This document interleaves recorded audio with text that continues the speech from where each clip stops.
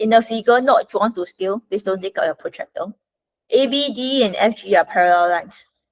Angle ACB is 38, angle AFG is 87. Help me find angle CED. So where is C? C is here, E is here, D is here. So the angle is right here. Okay, so let's do it step by step. Okay, so ABD and FG are parallel lines. So where's AB? AB is here, D is here, FG is here. So we can already recall some concept, right?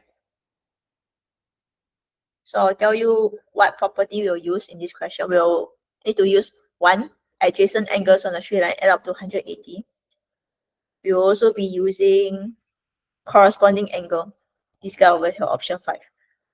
Corresponding angle means this angle and this angle are the same. So we'll go back. So first we'll use the angles on the straight line concept. So this is a straight line. We can go and find out what this angle is, because this angle plus this angle add up to 180, which means that to find angle CFG, this one over here, just take 180 minus 87 degree, which will give you 93 degree.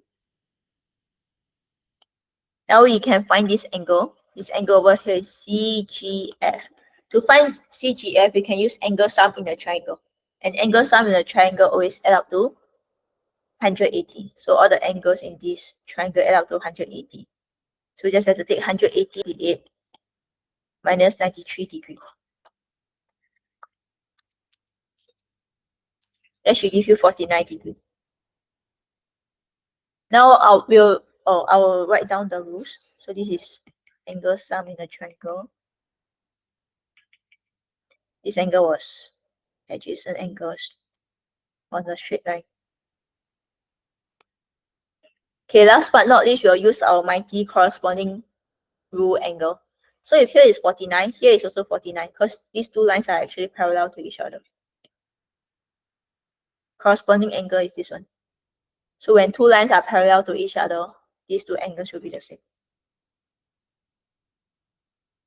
So angle CD, which is what we want to find, is equals to angle CGF, which is equals to 49 degree, because of our corresponding angle rule.